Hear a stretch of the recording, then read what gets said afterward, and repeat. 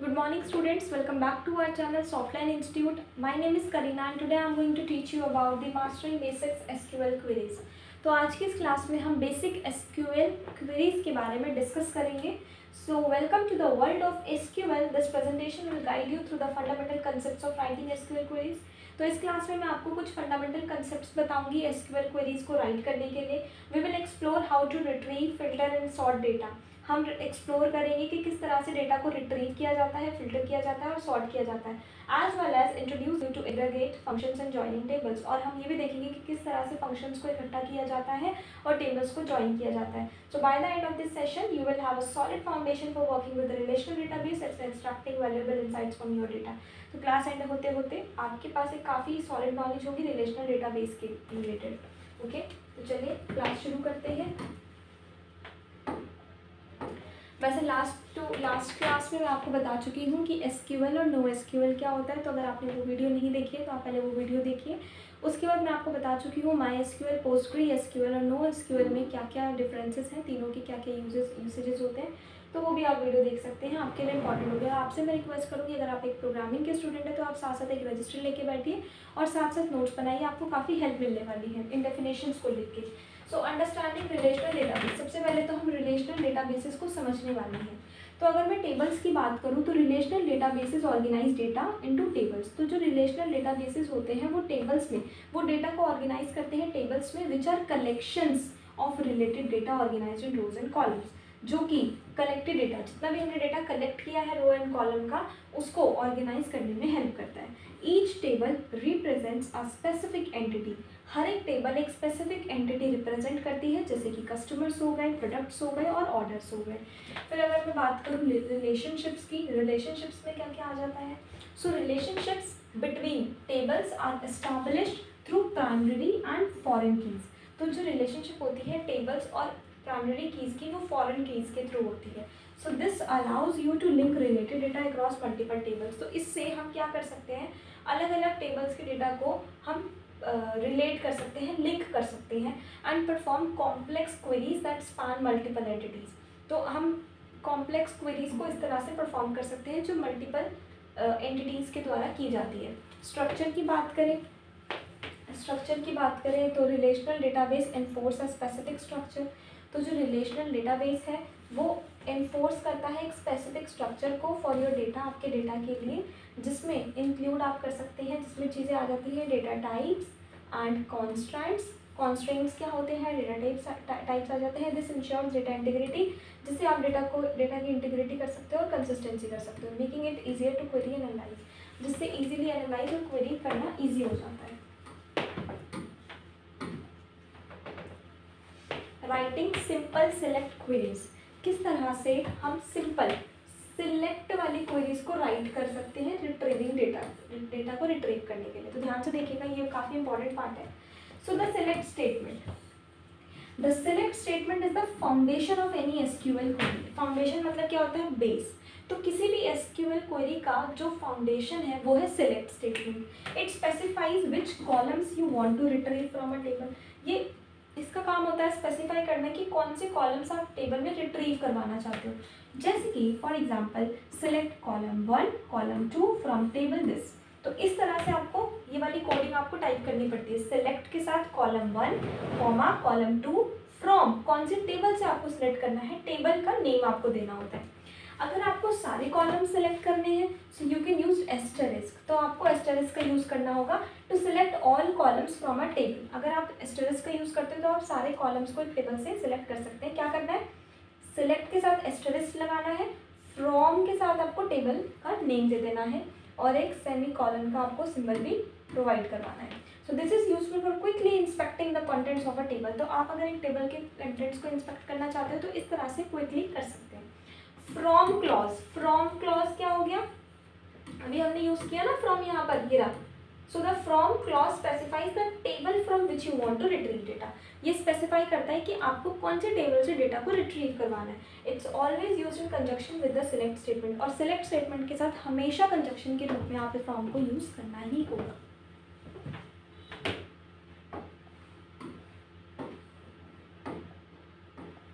So the next is filtering data with the where clause specificity is key. Data with the where clause. अब जो where clause है इससे हम data को filter करते हैं, स्पेसिफिसिटी इज की। देखो अब ये कैसे राइट करना है, ध्यान से देखना, the where clause. So the where clause allows you to filter data based on specific conditions. आप डेटा को फिल्टर कर सकते हो स्पेसिफिक कंडीशंस के बेस पर। तो अब आपको क्या करना है, select asterisk from customers where country USA. आप डेटा को सिलेक्ट करना चाहते हैं जहां पर कंट्री यूएसए है, तो वेयर कंट्री इज यूएसए। तो आपको सिर्फ कस्टमर में से वही डेटा सिलेक्ट करना है जहां पर कंट्री यूएसए है, तो वो आप इस तरह से करेंगे। कंपैरिजन ऑपरेटर्स की बात करें तो यूज़ कंपैरिजन ऑपरेटर्स। अब यहाँ पर हमने कंपैरिजन ऑपरेटर यूज़ किया, इज इक्वल टू यूज़ किया, तो आप यूज़ कर सकते हैं is equal to, exclamation mark के साथ, is equal to, less than, greater than, less than और इक्वल टू, ग्रेटर देन और equal to define your filtering condition, select from products where price is this. जैसे अगर आपके पास एक list है बहुत बड़ी सी, प्रोडक्ट्स उसमें गिवन है, तो आपको वहाँ पर कमांड देनी है सिलेक्ट एस्टेरिस्क फ्रॉम प्रोडक्ट्स जहाँ पर प्राइस इज लेस देन 100। ठीक है, तो आपके पास सिंपली वही वाला डेटा एक्सट्रैक्ट होके आ जाएगा। लॉजिकल ऑपरेटर्स की बात करें तो combine multiple conditions using logical operator, जैसे कि एंड और नॉट। तो हम यहाँ पर वेयर के साथ एंड और नॉट भी यूज़ कर सकते हैं। Select asterisk from orders where customer ID is 1 2 3 and order data is this. अगर आपको दो कंडीशंस को ऐड करना है तो आप एंड का यूज़ करेंगे। अगर आपको कोई चीज़ एक्सट्रैक्ट करने की, भाई ये सिलेक्ट हो जाए लेकिन ये ना हो, तो नॉट का यूज़ करोगे। और अगर आपको और के साथ यूज़ करना है कि ये सिलेक्ट हो जाए या फिर ये सिलेक्ट हो जाए, right. So these are the filtering data जहाँ पर हम वेयर यूज़ करते हैं। तो अब हम नेक्स्ट बात करने वाले हैं sorting data with order by ascending and descending. Data को किस तरह से सॉर्ट करना है असेंडिंग और डिसेंडिंग के ऑर्डर में। सो द ऑर्डर बाय क्लॉज, ठीक है, अब यहाँ पर ये क्लॉज कौन सा है, ऑर्डर बाय का क्लॉज है। ठीक है, सिलेक्ट देखा, फ्रॉम देखा, वेयर देखा। So the order by clause sorts the results based on one or more columns. ये सॉर्ट करता है, the default sorting order is ascending. तो जो डिफॉल्ट सॉर्टिंग वैल्यूज होती है वो तो असेंडिंग होती है। असेंडिंग मतलब छोटे से बड़ी, ascending order, descending order. Sort the data in ascending order ASC। आपको ASC कमांड यूज करनी है। सिलेक्ट एस्टेरिस्क फ्रॉम, ये तो आएगा products, order by price ASC। यहाँ पर कौन सी स्टेटमेंट हो गई, ये वाली, किस चीज़ के लिए, असेंडिंग के लिए। यहाँ पर कौन सी स्टेटमेंट हो गई, ये वाली, किस चीज़ के लिए, डिसेंडिंग के लिए। तो समझ में आ गया, असेंडिंग अगर करना है ऑर्डर को अरेंज, डिसेंडिंग करना है तो ये वाली कमांड आपको यूज़ करनी होगी। उसके बाद नेक्स्ट है combining where and order by refined data retrieval.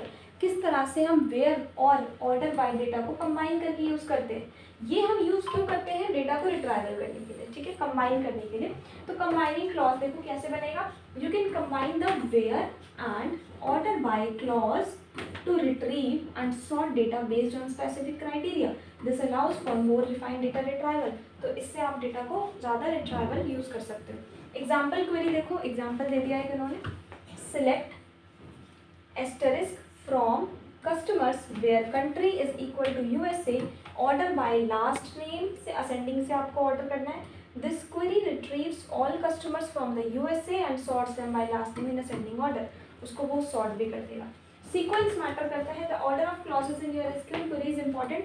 So the where clause should come before the order by clause. तो वेयर वाला जो क्लॉज है वो पहले आएगा ऑर्डर बाय से। So the next is introduction to aggregate functions count, sum and AVG। किस तरह से हम काउंट, सम और AVG मतलब एवरेज को यूज़ करेंगे। सो एग्रीगेट फंक्शंस परफॉर्म कैलकुलेशंस। अगर आपको कैलकुलेशंस करनी है तो आप इनको यूज़ करते हो, set of values and return a single value. So वो आपको एक सिंगल वैल्यू रिटर्न करता है। कॉमन एग्रीगेट फंक्शन, जो कॉमन फंक्शंस है वो count, sum, average, minimum, maximum के फंक्शंस है।